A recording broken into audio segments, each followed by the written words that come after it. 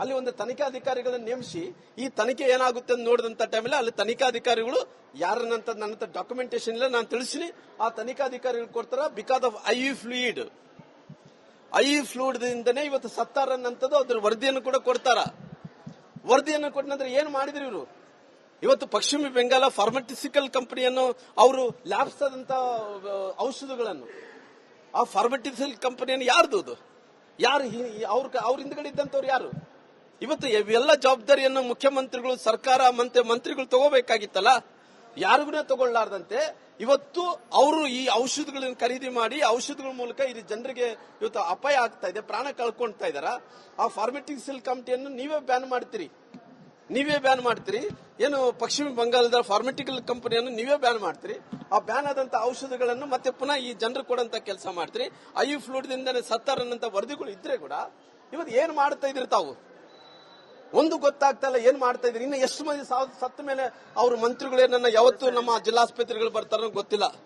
ಅವ್ರು ಏನನ್ನ ಬಡವರ ಪರವಾಗಿ ಕಳಿಕಳಿದ್ರಿಗ್ನ, ಆರೋಗ್ಯ ವಿಚಾರದಲ್ಲಿ ಯಾರನ್ನ ಬಡವ್ರನ್ನ ಕಾಪಾಡಬೇಕಂದ್ರಿಗ್ನ, ಎಲ್ಲ ಬಾಣಂತಿರ ಸಾವು ಇವತ್ತೇನಾಗ್ತಾವ, ಬಾಣಂತಿರ ಸಾವನ್ನು ನಿಲ್ಲಿಸಬೇಕಾದ್ರಿಗ್ನ ಇವತ್ತು ತಕ್ಷಣ ಅವರು ಮಂತ್ರಿಗಳು ಆಸ್ಪತ್ರೆ, ಜಿಲ್ಲಾಸ್ಪತ್ರೆ, ಬಳ್ಳಾರಿ ಜಿಲ್ಲಾಸ್ಪತ್ರೆ ಬರಬೇಕು, ದಾವಣಗೆರೆ ಹೋಗ್ಬೇಕು, ಪಾವಗಡ ಹೋಗ್ಬೇಕು, ರಾಯಚೂರು ಹೋಗ್ಬೇಕು, ಸಿಂಧನೂರು ಹೋಗ್ಬೇಕು, ಎಲ್ಲ ಆಸ್ಪತ್ರೆಗಳು ಹೋಗ್ಬೇಕು.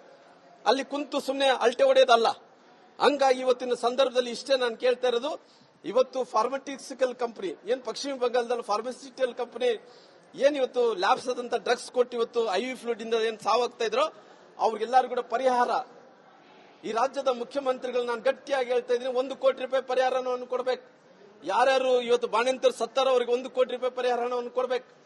ಅಕಸ್ಮಿತವಾಗಿ ನಿಮ್ಮ ಕೈಲಿ ಕೊಡಕ್ ಆಗಲ್ಲ ಅಂದ್ರೆ ಸಿಬಿಐಗೆ ಒಪ್ಪಿಸ್ಬೇಕು. ಇದನ್ನ ಇಲ್ಲಿದ್ರೆ ನಾವು ಸುಮ್ಮನೆ ಬಳ್ಳಾರಿ ಜನರು ಹಿಂಗೆ ನೋಡ್ಕೊಂತ ಕುಂತು ರಾಜ್ಯದಲ್ಲಿದ್ದಂತ ಜನರು ಬಡವರ ಆಸ್ಪತ್ರೆ ಬರುವಂತ ಟೈಮಲ್ಲಿ ಇವತ್ತು ಆರೋಗ್ಯ ಇಲಾಖೆ ಇದ್ರೆ ನಾವು ಕೂಡ ನೋಡಿದ್ವಿ. ಇವತ್ತು ಹತ್ತತ್ರ 310 ಬೆಡ್ಡೆಡ್ ಆಸ್ಪತ್ರೆ, ಹತ್ರ ತಾಯಿ ಮತ್ತು ಮಗನ ಆಸ್ಪತ್ರೆ ಇವತ್ತು ನಮ್ಮ ಬಳ್ಳಾರಿಯಲ್ಲಿ ಇದೆ. ಇವತ್ತು ಇಡೀ ರಾಜ್ಯದಲ್ಲಿ ತಾಯಿ ಮತ್ತು ಮಗನ ಆಸ್ಪತ್ರೆಗಳಿದಾವ. ನಾನು ಆರೋಗ್ಯ ಮಂತ್ರಿ ಇದ್ದಂತ ಟೈಮಲ್ಲಿ ಕೂಡ ಇಡೀ ದೇಶದಲ್ಲಿ, ಭಾರತ ದೇಶದಲ್ಲಿ ಇವತ್ತು ತಾಯಿ ಮತ್ತು ಮಗನ ವಿಚಾರದಲ್ಲಿ ಇವತ್ತು 2ನೇ ಸ್ಥಾನದಲ್ಲಿದ್ದೀವಿ. 2ನೇ ಸ್ಥಾನದಲ್ಲಿದ್ದೀವಿ. ತಾಯಿ ಮತ್ತು ಮಗನು ಉಳಿಸುವಂತ ವಿಚಾರದಲ್ಲಿ ನಾವು ಅವ್ರು ಸುರಕ್ಷಿತವಾಗಿ ಕಾಪಾಡುವಂತ ವಿಚಾರದಲ್ಲಿ 2ನೇ ಸ್ಥಾನದಲ್ಲಿದ್ದೀವಿ. ಇವತ್ತು ದೇಶದಲ್ಲಿ ಕೊನೆ ಸ್ಥಾನಕ್ಕೆ ತಲುಪಿದೆ. ಇದು ಕೊನೆ ಸ್ಥಾನ. ಇವತ್ತು ಇಷ್ಟೊಂದು ಮರಣ ಆಗ್ತಾ ಇದ್ರೆ ಕೂಡ ಇವತ್ತು ಯಾವುದೇ ಕ್ಯಾರೆ ಅಂತ ಇಲ್ಲ ಮಂತ್ರಿ. ಅವನು ಹೆಂಗಿದಾನಂದ್ರೆಗಿನ ಏನ್ ಹೇಳ್ತಾರಲ್ಲ, ಆನೆ ಮುಂದೆ ಕೊಳ್ಳಲು ಬಾರಿಸಿದಂಗ ಆಗ್ಬಿಟ್ಟೈತೆ. ಅವನು ದಪ್ಪದ ಚರ್ಮ ಜಾಸ್ತಿ ಆಗಿದೆ. ಆ ದಪ್ಪದ ಚರ್ಮ ಅದು ಏನ ದಪ್ಪ ಆಗಿದೆ ಅನ್ನೋದು ಕಡಿಮೆ ಮಾಡ್ಬೇಕಂದ್ರೆಗಿನ ಇವತ್ತು ಜನರಿಗೆ ಕ್ಷಮಾಚನೆಯನ್ನು ಕೇಳಬೇಕು, 1 ಕೋಟಿ ರೂಪಾಯಿ ಪರಿಹಾರ ಹಣವನ್ನು ಕೊಡಬೇಕು, ಜೊತೆಲಿ ಸಿಬಿಐಗೆ ಒಪ್ಪಿಸಬೇಕು. ಯಾರು ತಪ್ಪಿದಸ್ತಿದ್ರೆ ಅವ್ರಿಗೆ ಶಿಕ್ಷೆ ಕೂಡ ಆಗಬೇಕು.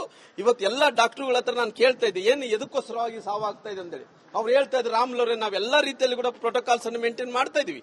ಪ್ರೋಟೋಕಾಲ್ಸ್ ಅನ್ನು ಮೇಂಟೈನ್ ಮಾಡ್ತಾ ಇದ್ವಿ. ಸಾವು ಆಗ್ತಾ ಇದೆ ಅಂತ ನಮಗೆ ಭಯ ಆಗ್ತದೆ. ನಾವು ಕೆಲಸ ಮಾಡಬೇಕಲ್ಲ, ಯಾಕಂದ್ರೆ ನಮ್ಮ ಹತ್ರ ಡಾಕ್ಟರ್ಗಳಿಲ್ಲ, ನರ್ಸ್ಗಳಿಲ್ಲ, ಅಪಾಯಿಂಟ್ಮೆಂಟ್ಸ್ ಆಗ್ತಾ ಇಲ್ಲ. ಆದಂತವ್ರನ್ನ ಇವತ್ತು ಕೆಲಸ ಬಿಟ್ಟು ಹೋಗ್ತಾ ಇದಾರ. ಇವತ್ತು ಡಾಕ್ಟರ್ಗಳು 24 ತಾಸು ಕೆಲಸ ಮಾಡ್ತಾ ಇದಾರ. ಆದ್ರೆ ನೀವೇನ್ ಸರ್ಕಾರದಲ್ಲಿ ಏನ್ ಮಾಡ್ತಾ ಇದ್ದೀರಾ? ಕತ್ತೆ ಕಾಯ್ತಾ ಇದ್ದೀರಾ? ಇದಕ್ಕೆ ಉತ್ತರವನ್ನು ಕೊಡಬೇಕಾಗಿದೆ. ಮುಂದಿನ ದಿನಗಳಲ್ಲಿ ಪರಿಹಾರವನ್ನು ಕೊಡಬೇಕಂದೇಳಿ ಒತ್ತಾಯ ಮಾಡ್ತಾರೆ. ಸಿಬಿಐಗೆ ಒಪ್ಪಿಸಬೇಕು. ಯಾರು ತಪ್ಪಿದಸ್ತಿದಾರೋ ಫಾರ್ಮಸ್ಯೂಟಿಕಲ್ಸ್ ಕಂಪನಿನ ಅವರು ಪುನಃ ಅವರು ಜೈಲಿಗೆ ಕಳಿಸಂತ ಕೆಲಸ ಆಗಬೇಕು.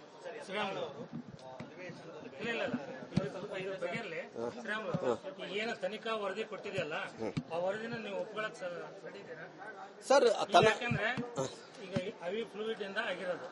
ಈಗ ಅವತ್ತು 7 ಜನಕ್ಕೆ ಮಾತ್ರ ಈ ತರ ಎಫೆಕ್ಟ್ ಆಗಿದೆ.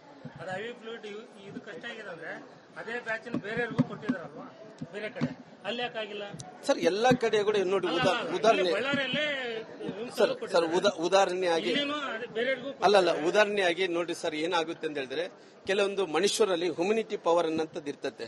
ಅಂದ್ರೆ ಹ್ಯುಮಿನಿಟಿ ಪವರ್ ಇದ್ದಂತ ಟೈಮಲ್ಲಿ ಅವನಿಗೆ ಶಕ್ತಿ ಇರುತ್ತೆ. ಅಂದ್ರೆ ಅವ್ರಿಗೆ ಏನನ್ನ ಎಲ್ಲಾ ಶಕ್ತಿಗಳಿದ್ರಿಗಿನ ಅವನು ಮನುಷ್ಯ ಕಾಪಾಡ್ಕೊಂತಾನ.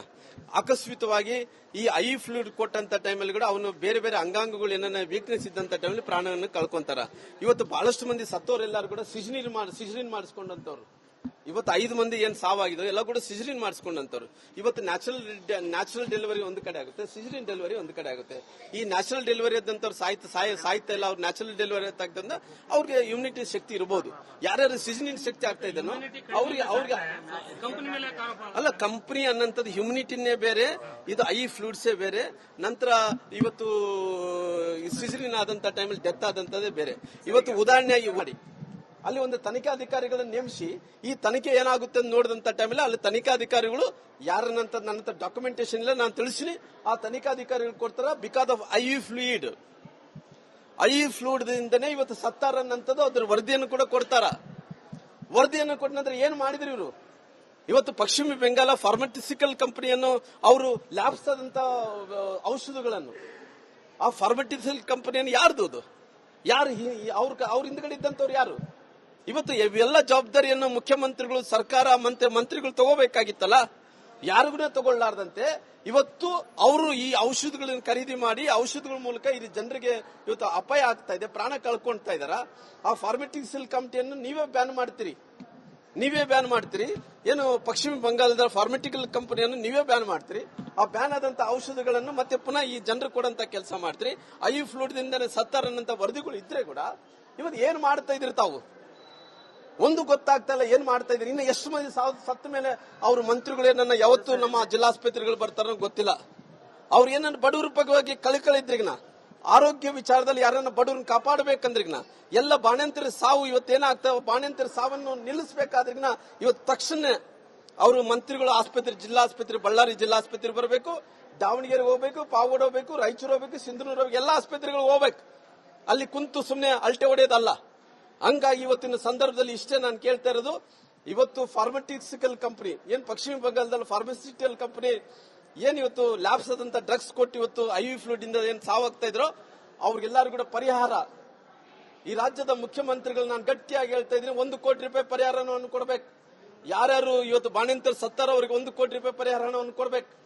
ಅಕಸ್ಮಿತವಾಗಿ ನಿಮ್ ಕೈಲಿ ಕೊಡಕ್ ಆಗಲ್ಲ ಅಂದ್ರೆ ಸಿಬಿಐಗೆ ಒಪ್ಪಿಸ್ಬೇಕು. ಇದನ್ನ ಇಲ್ಲಿದ್ರೆ ನಾವು ಸುಮ್ಮನೆ ಬಳ್ಳಾರಿ ಜನರು ಹಿಂಗೆ ನೋಡ್ಕೊಂತ ಕುಂತು ರಾಜ್ಯದಲ್ಲಿದ್ದಂತ ಜನರು ಬಡವರ ಆಸ್ಪತ್ರೆ ಬರುವಂತ ಟೈಮಲ್ಲಿ ಇವತ್ತು ಆರೋಗ್ಯ ಇಲಾಖೆ ಇದ್ರೆ ನಾವು ಕೂಡ ನೋಡಿದ್ವಿ. ಇವತ್ತು ಹತ್ತತ್ರ 310 ಬೆಡ್ಡೆಡ್ ಆಸ್ಪತ್ರೆ, ಹತ್ರ ತಾಯಿ ಮತ್ತು ಮಗನ ಆಸ್ಪತ್ರೆ ಇವತ್ತು ನಮ್ಮ ಬಳ್ಳಾರಿಯಲ್ಲಿ ಇದೆ. ಇವತ್ತು ಇಡೀ ರಾಜ್ಯದಲ್ಲಿ ತಾಯಿ ಮತ್ತು ಮಗನ ಆಸ್ಪತ್ರೆಗಳಿದಾವ.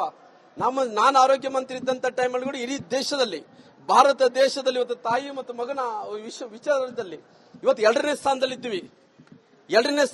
ತಾಯಿ ಮತ್ತು ಮಗನು ಉಳಿಸುವಂತ ವಿಚಾರದಲ್ಲಿ ನಾವು ಅವರು ಸುರಕ್ಷಿತವಾಗಿ ಕಾಪಾಡುವಂತ ವಿಚಾರದಲ್ಲಿ 2ನೇ ಸ್ಥಾನದಲ್ಲಿದ್ದೀವಿ. ಇವತ್ತು ದೇಶದಲ್ಲಿ ಕೊನೆ ಸ್ಥಾನಕ್ಕೆ ತಲುಪಿದೆ. ಇದು ಕೊನೆ ಸ್ಥಾನ. ಇವತ್ತು ಇಷ್ಟೊಂದು ಮರಣ ಆಗ್ತಾ ಇದ್ರೆ ಕೂಡ ಇವತ್ತು ಯಾವುದೇ ಕ್ಯಾರೆ ಅಂತ ಇಲ್ಲ ಮಂತ್ರಿ. ಅವನು ಹೆಂಗಿದಾನಂದ್ರಿಗಿನ ಏನ್ ಹೇಳ್ತಾರಲ್ಲ, ಆನೆ ಮುಂದೆ ಕೊಳ್ಳಲು ಬಾರಿಸಿದಂಗ ಆಗ್ಬಿಟ್ಟೈತೆ. ಅವನು ದಪ್ಪದ ಚರ್ಮ ಜಾಸ್ತಿ ಆಗಿದೆ.